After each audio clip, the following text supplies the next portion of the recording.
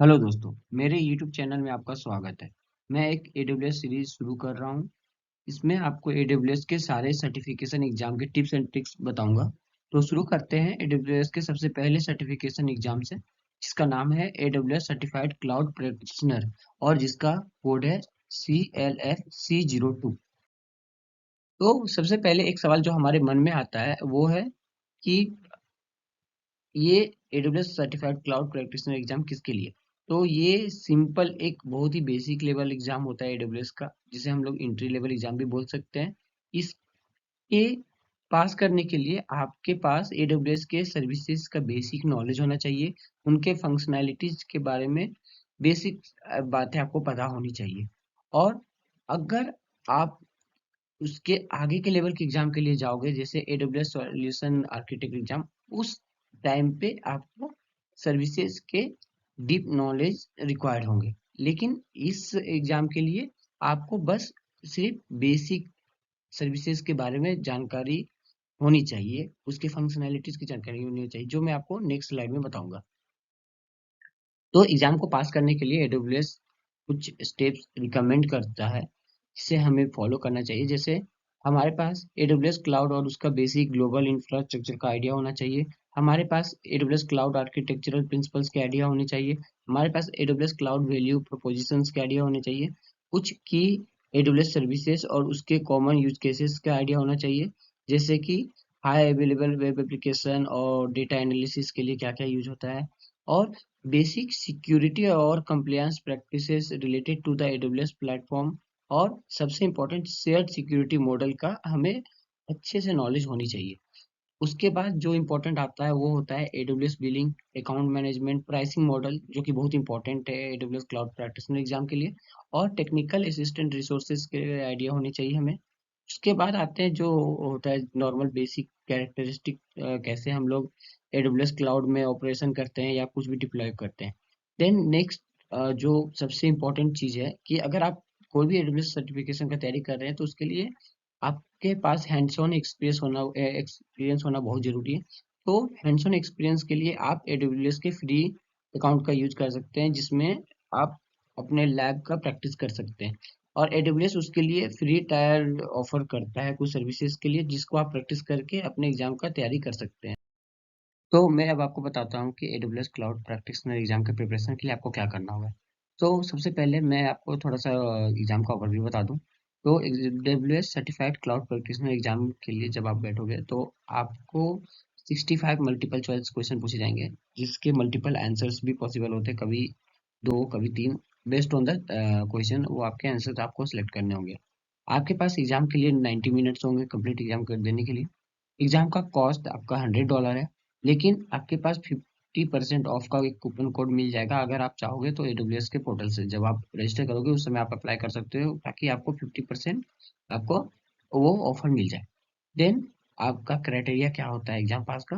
तो आपको एग्जाम को पास करने के लिए 700 पॉइंट्स लाने होंगे कम से कम, या तो हम लोग बोल सकते हैं उसको कि 70% आपको स्कोर करना होगा एग्जाम को पास करने के लिए।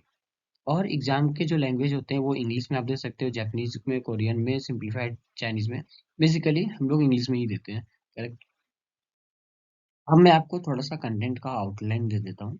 तो AWS सर्टिफाइड क्लाउड प्रैक्टिशनर के एग्जाम गाइड में जब आप जाओगे AWS के पोर्टल पे, तो वहाँ पे ये आपको वेटेज का डिटेल आपको मिल जाएगा एग्जाम का।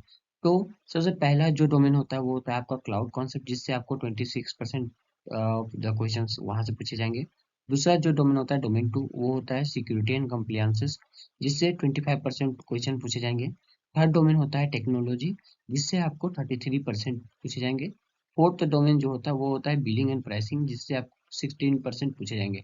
सो हमारा जो सबसे मेन फोकस एरिया होता है वो होता है टेक्नोलॉजी, जिससे 33% क्वेश्चन पूछे जाते हैं। और दूसरा जो सबसे मेन कॉन्सेप्ट वाइज होता है वो होता है सिक्योरिटी एंड कंप्लायंस, जिससे 25% क्वेश्चन पूछे जाते हैं। तो जैसा कि मैंने बताया आपको कि पहला जो डोमेन होता है वो होता है क्लाउड कॉन्सेप्ट का, जिससे 26% ऑफ द क्वेश्चन पूछे जाते हैं।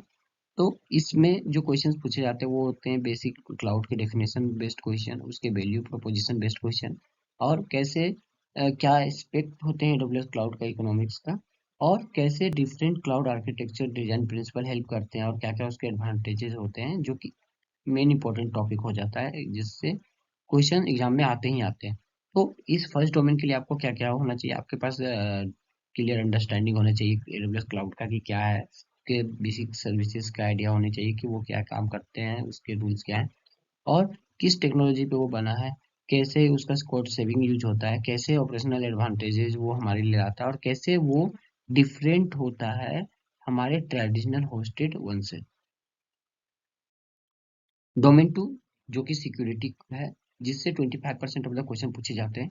इसके लिए आपको एडब्ल्यूएस शेयर्ड रिस्पॉन्सिबिलिटी मॉडल, इसका अच्छे से आइडिया होना चाहिए, इससे क्वेश्चन डैम श्योर रहता ही रहता है। Then the second one is AWS cloud security और उसके कंप्लायंस कॉन्सेप्ट क्या क्या होते हैं, एडब्ल्यूएस के एक्सेस मैनेजमेंट के क्या क्या कैपेबिलिटी होते हैं, जो कि आईएएम से ज़्यादा क्वेश्चंस रहते हैं actually. IAM identity and access management, इससे ज़्यादा क्वेश्चंस रहते हैं, उसके रोल्स, उसके रूल्स और उसके पॉलिसीज के बारे में डिफरेंट डिफरेंट व्यू में क्वेश्चंस पूछे जाते हैं जनरली। और उसके बाद जो चौथा होता है वो होता है कि रिसोर्सेज का सिक्योरिटी सपोर्ट कैसे होता है।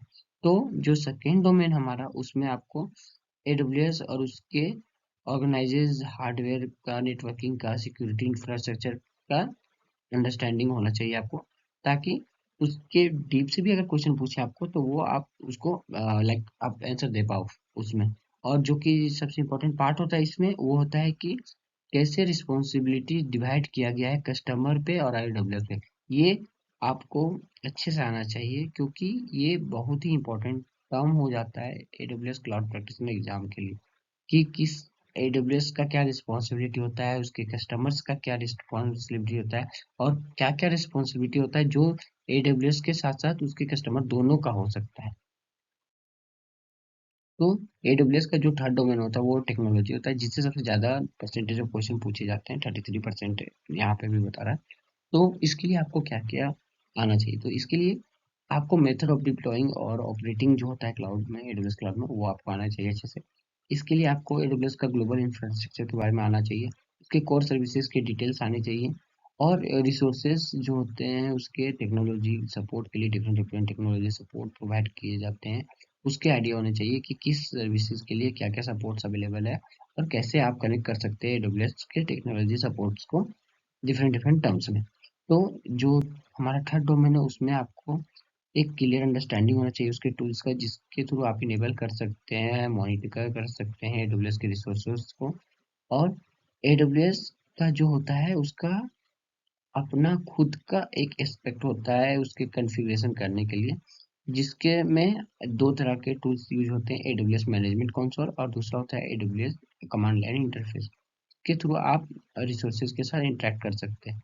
और सबसे इम्पोर्टेंट आपको ये पता होना चाहिए कि एडब्ल्यूएस जो है वो प्रोवाइड करता है layers of support to help the customer on the platform, and किस तरह का सपोर्ट मिलता है उसके बारे में आपको अच्छे से जानकारियाँ होनी चाहिए। तो हमारा फोर्थ डोमेन जो होता है वो होता है बिलिंग एंड प्राइसिंग का, जिससे 60% ऑफ क्वेश्चन पूछे जाते हैं।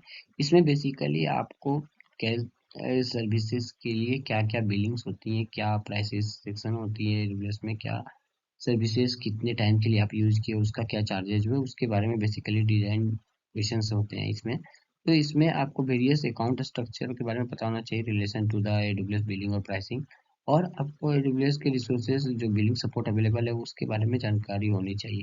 तो इस लास्ट जो डोमेन है यहाँ पे आपको एडब्ल्यूएस की कॉस्ट का क्राइटेरिया के बारे में डिटेल पता होना चाहिए, क्योंकि जो भी एडब्ल्यूएस का जो स्केलेबल होता है यूजेज ऑफ द सर्विसेज, उसका कोई लिमिट नहीं है। तो आपको पता होना चाहिए कि उसका क्या, आपका जो यूज कर रहे हो सर्विसेज उसके खर्च कितने आ रहे हैं, और क्या आपको कॉस्ट पड़ेगा किसी भी सर्विसेज को ट्रेडिशनल से ले जाके क्लाउड में शिफ्ट करने के लिए।